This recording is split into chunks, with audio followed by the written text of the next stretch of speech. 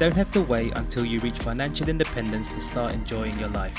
You can do that much earlier and start living a life that you love and that's true to you. Welcome to Freedom Before FI. Using FIRE and life design techniques, we help you create freedom on your way to FI instead of waiting until you're retired to do the things that light you up. I'm your host Greg, a FIRE movement and life design enthusiast. If you're itching to get freedom now, then let's do this.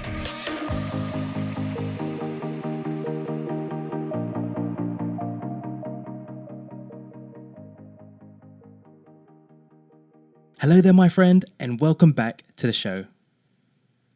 So on the previous episode, I talked about semi-retiring on an average salary with Barista FI. Barista FI is a milestone on your money journey you can use for more flexibility in your life. Now on this week's episode, I wanted to compare it to another FI milestone, which is Coast FI. In a nutshell, Coast FI is reaching an amount in your investment portfolio where you actually have the option to stop investing.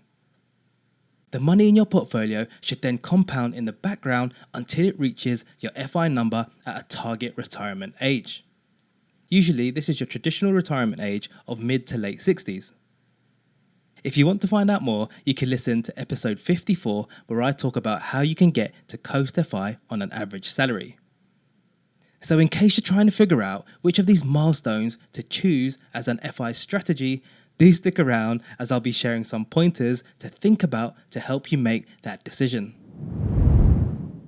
Now before jumping into some of the differences and similarities, I want to provide some context.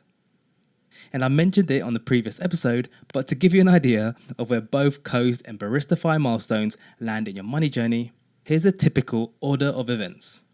But just a caveat, everyone has different financial situations, so the order could well be different from one person to the next. So just imagine a spectrum where the far left is the beginning of your journey. You start with having zero money. The next milestone is building an emergency fund. The next one could be being debt-free. Then the next one could be reaching Coast FI. The next milestone after that could be reaching Barista FI. Then after that, the following milestone could be reaching full FI or financial independence. So chronologically, Coast FI usually is a milestone you hit before getting to Barista FI. Okay, so with that context in mind, let's go to the first point. So let's compare the first aspect, which is about time. With Coast FI, you can deploy this a little bit earlier on your journey in comparison to Barista FI. Barista FI is usually a bit later on when you've saved up enough to actually draw down from. As I mentioned, it's typically a phase just before full FI. That's if you choose to use it. So Coast FI is something you can use if you're feeling burnt out earlier on in your journey. Okay, so the next aspect is the financial one. From a financial perspective, the main difference is that with Coast FI, you're not taking money out of your investments to fund your living expenses. Now with Barista FI, you are. It's part of the strategy to draw a portion of it to cover part of your living expenses, and then supplementing the remaining with part-time work.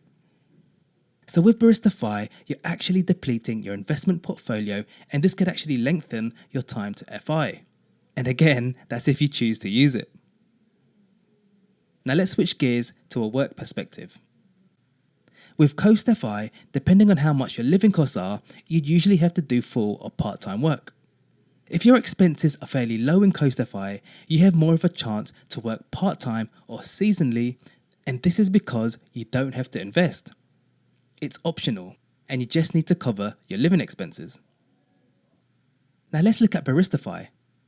Since you're pulling some money down from your portfolio, this really gives you a better chance to do part-time work, meaning you'd likely have a bit more free time.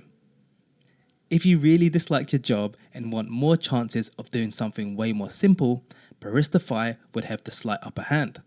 Because with Coast, there's a possibility that you'd need a bit more income.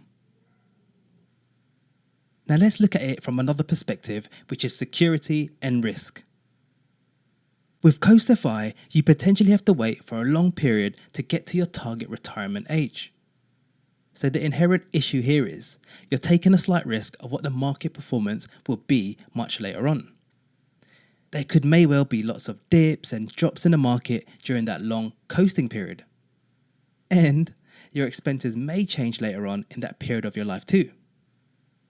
With Barista FI, you're not waiting to see what the market will do in the future, since you'll already be pulling money out of your portfolio. There's less risk as you know how much you're pulling out, and you'd also have a steady income from the part-time job. Alright, so those are some of the key differences. Let's now look at some commonalities. So both tools actually give you flexibility during your FI journey. They both give you options to free up more time to do something different. In both strategies, you still have to work, but in slightly different ways. Both are actually optional. They're math-based tools that you can use at different times on your journey. The last commonality is that they both can help from a mental perspective along your path, especially if it helps you escape any toxic situations like a job you really don't like. So to conclude, when I was pulling my thoughts together for this episode, I actually found it hard to choose a clear winner. Because when I thought about a pro to one of the milestones, there was a decent counter for the other one. Also, as I mentioned earlier, everyone's circumstances, risk tolerances, and views on work are all different. So ultimately, I think it really depends what phase of the journey you're at and how you feel at that stage. I don't think you can directly compare them because I see them both as tools you can take out of the box when you need it.